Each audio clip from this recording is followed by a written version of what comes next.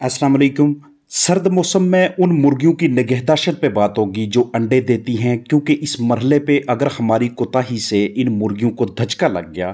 तो ना सिर्फ इनकी अंडों की पैदावारी सलाहियत मुतासर होगी, बल्कि हमारे लिए अपने इन चिकन्स की फीड कास्ट को, उनकी फीड को ही पूरा करना मुश्किल हो जाएगा। लिहाजा इन तमाम इकदाम को बगौर सुनिएगा और समझ कर मौसम सरमा में अपने प्रोडक्शन वाले फ्लाग पे अप्लाई करके उनके अंडों की मिकदार को मुस्तकिल रखने की कामयाब कोशिश कीजिएगा। याद रखें कि इस वेदर में जब भी आपसे कहीं से ज़रा सी भी मिस्टेक होगी तो वो सबसे पहले आपको अंडे की शक्ल से पता चलेगी। अंडे की शक्ल अगर बिगड़ती जा रही है या उसका छिलका बहुत कमज़ोर होता जा रहा है तो इस वेदर के अंदर मौसम सरमा में आपके चिकन्स मुख्तलिफ प्रीडेटर्स की वजह से, मुख्तलिफ शिकारियों की वजह से बहुत जल्दी स्ट्रेस में आ जाते हैं। इसलिए आपने भरपूर कोशिश करनी है कि बायोसिक्योरिटी के हवाले से, डर का जो तनाव होता है उसके हवाले से अपने चिकन्स को इस वेदर में बहुत ज़्यादा बचाना है। नेस्टिंग मटेरियल जहाँ पे मुर्गियाँ अंडा देती हैं उसको आपने हफ्ते में कम से कम 2 मरतबा तब्दील करना है, क्योंकि वहाँ से खुड्डों से, इस तरह के खानों से, बॉक्सेस से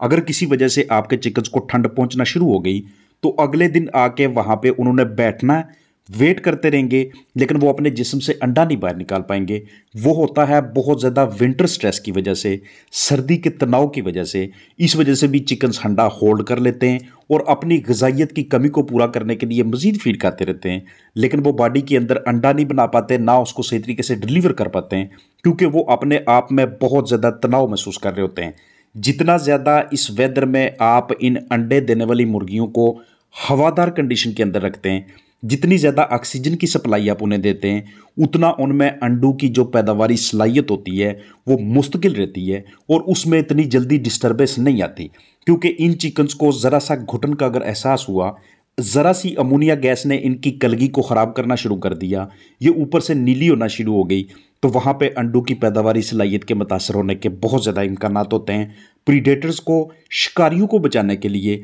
बेहतरीन किस्म का हवा का फ़्लो रखने के लिए अगर आपको डबल जाली भी साइड पे लगानी पड़े तो उसमें आपने किसी किस्म का कोई गुरेज नहीं करना। आपने चिकन्स के ऊपर खास नज़र रखनी है उनके जिस्मानी वज़न के हवाले से, इसलिए हर हफ्ते उनका वज़न कीजिएगा, क्योंकि इस वेदर में अगर वज़न थोड़ा सा नीचे आ जाता है तो फिर भी आपके बर्ड्स अंडा देना छोड़ देते हैं। बीच में आपको ये पता होना चाहिए कि कल बर्ड कौन से हैं, इस तरह के परिंदे कौन से हैं कि जिन्हें हमें अलग करना चाहिए। उनको अलग करके या तो सेल कर दें या फिर हम उनकी ठीक तरीके से ट्रीटमेंट करें। वो वाले चिकन्स जिनकी कलगी ढलकी हुई होगी, वो वाले चिकन्स जिनकी यहाँ से जिस जगह से अंडा निकलता है 2 हड्डियों के दरमियान जगह बहुत कम होना शुरू हो जाएगी, इस तरह के चिकन्स नॉन लेइंग होते जाते हैं, वो कल बर्ड होते जाते हैं। उनको निकाल देना ज़्यादा मुनासिब होता है, बजाय इसके कि हम उन्हें फीड देते रहें। इस तरह के चिकन्स आपको ढलकी हुई कलगी से, अपने कम जिस्मानी वज़न की वजह से, कम हरकत और सकनात की वजह से और अपनी दूसरी इस तरह की एक्टिविटीज़ की वजह से वाज़ेह तौर पे नज़र आ जाने चाहिए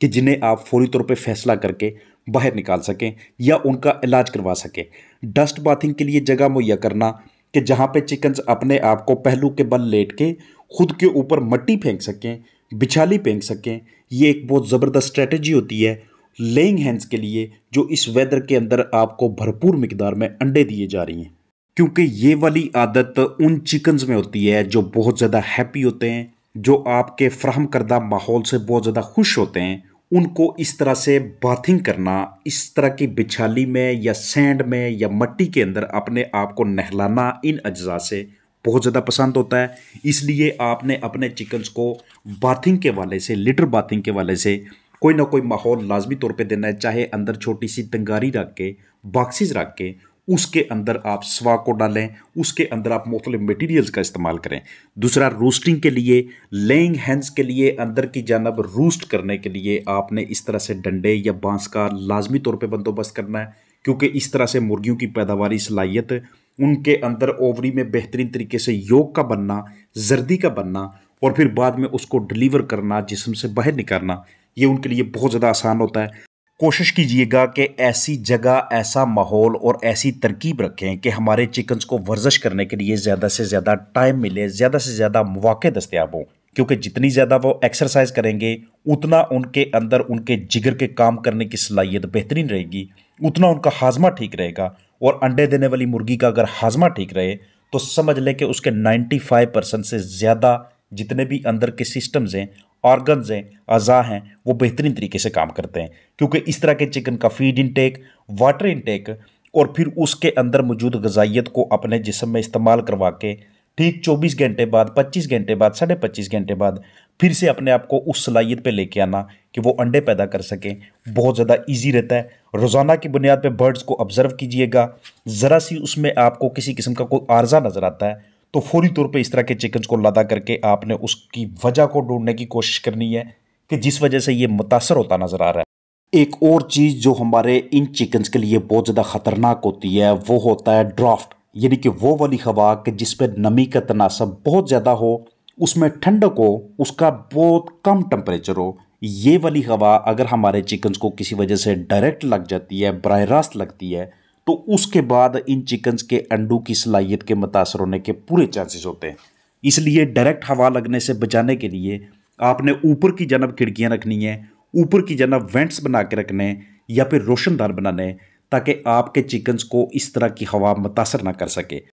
अगर हमारे मुर्गी खाना का डिज़ाइन इस तरह से है या फिर हमारी देखभाल इस तरह की है कि किसी वजह से उन्हें रात को ठंड लग भी गई, तो अगले दिन अगर आप रोशनदान के ऊपर से जो आपने पर्दा रखा हुआ है या खिड़की के ऊपर या कोई भी ऐसी चीज़ जिससे आपने उनको ढांप के रखा हुआ था वो थोड़ी देर के लिए पीछे करते हैं और कुछ धूप को अंदर आने देते हैं, और साथ अपने चिकन्स को आप मल्टीविटामिन्स के तौर पे या फिर बुखार को ख़त्म करने के लिए किसी सिरप का भी इस्तेमाल करते हैं, तो पूरे इम्कानात रहते हैं कि इन चिकन्स की अब आगे प्रोडक्शन मुतासर नहीं होगी। जैसे ही चिकन्स का जिस्मानी टेम्परेचर बहुत ज़्यादा नीचे आ जाता है, उस वक्त जो भी ये खुराक खा रहे होते हैं उस खुराक को अपने ज़िंदा रहने के लिए ये ज़्यादा यूज़ करते हैं, अंडे बनाने के लिए, अंडे पैदा करने के लिए कम इस्तेमाल करते हैं। इसलिए जब तक हम इनके टेम्परेचर को मेंटेन करने के लिए इनको बेहतरीन तरीके से फीडिंग, वाटरिंग के हवाले से, इनकी सफाई के हवाले से और इनके लिए हवादार जगह के हवाले से सारे इकदाम साथ अख्तियार नहीं करते, तब तक इनकी प्रोडक्शन को मुस्तकिल तौर पे कांस्टेंट रखना ये हमारे लिए बड़ा मुश्किल सा हो जाता है। मुस्तकिल तौर से क्या मुराद है कि कम अज़ कम उस विंटर सीजन में जब इन्होंने वज़न अपना पूरा कर लिया है और अब इन्हें भरपूर मिकदार में अंडे देने चाहिए, तो यहाँ पे इस तरह की प्रॉब्लम का आना ये किसी भी पोल्ट्री फार्मर के लिए मुआशी लिहाज से ठीक नहीं होता। तो हमारी ये भरपूर कोशिश होनी चाहिए कि हमने अपने चिकन्स को ना तो किसी हवाले से वेट लूज़ करने देना है और ना ही हमने इनको किसी ऐसे तनाव का शिकार होने देना है कि इनमें अंडों की पैदावारी सलाहियत बहुत बुरी तरह से मुतासर होने लग जाए। रात के वक्त जितनी ज़्यादा से ज़्यादा गर्माइश मुहैया होगी, जितना ज़्यादा नीचे की जानब साफ़ सुथरा माहौल लगेगा, जितना उनको डायरेक्ट यानी कि बराह रास्त ठंडी हवा से बचाने का बंदोबस्त होगा और ताज़ा हवा मुहैया होगी और रूस्टिंग के लिए जगह दस्तियाब होगी, उतना आपके चिकन्स की एग शेप, एग के अंदर मौजूद जो कंटेंट्स होते हैं, जो अज्जा होते हैं, वो भी बेहतरीन हालत में होंगे। इसलिए अपने चिकन्स को इस वेदर में हमने हर लिहाज से प्रोडक्टिव रखना है और प्रोडक्टिव रखने के लिए बाकी सारे इकदाम के साथ साथ इसकी फीड मैनेजमेंट का बहुत अहम किरदार है। और फीड की मैनेजमेंट में सबसे बुनियादी चीज़ ये आती है कि आपने अपने चिकन्स को दिन में कम अज़ कम 2 मरतबा फीडिंग लाजमी तौर पर करवानी है, क्योंकि एक मरतबा जब आप फीडिंग करवाते हैं तो उसमें बहुत ज़्यादा रश करके सारे चिकन्स आके उसमें से फीड खाने की कोशिश करते हैं। बाज़ औक़ात खुराक के बर्तनों की कमी की वजह से या हमारी फीड की डिस्ट्रीब्यूशन की बेतरतीबी की वजह से या फिर बीच में कुछ एक्टिव चिकन्स और कुछ लेज़ी चिकन्स होने की वजह से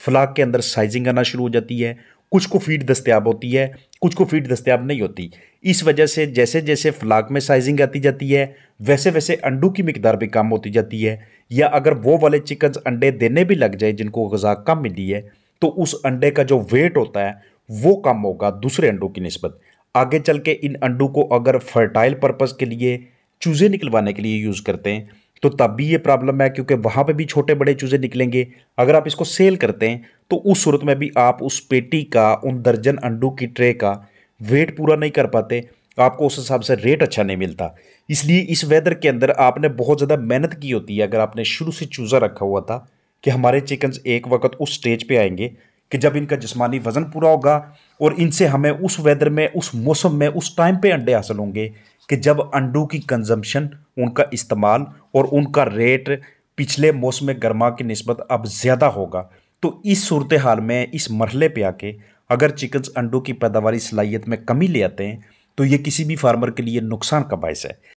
दिन छोटे होते जा रहे हैं, लिहाजा मसनूई रोशनी दे के सुबह के टाइम, शाम के टाइम 10-10 मिनट करके इजाफा करते जाएं। इनको कम से कम 14 से 16 घंटे के दरमियान, मैंने आपको बताया था कि छोटे चिकन्स के लिए 14 घंटे, दरमियानी उम्र के वालों के लिए आप 15 घंटे और जो बड़ी उम्र के हैं उनके लिए कम से कम 16 घंटे लाइट पूरी कीजिएगा। क्योंकि लाइट जब तक पूरी दस्तयाब नहीं होती, चाहे वो कुदरती हो या मसनूई हो, आपके चिकन्स की बॉडी के अंदर उस तरह से अंडा तैयार नहीं होता। पूरी उम्मीद है कि ये वीडियो, इसके तमाम पहलू आपके लिए, आपके फलाह के लिए हेल्पफुल होंगे। अपना ख्याल रखिएगा। अस्सलाम वालेकुम वरहमतुल्लाहि व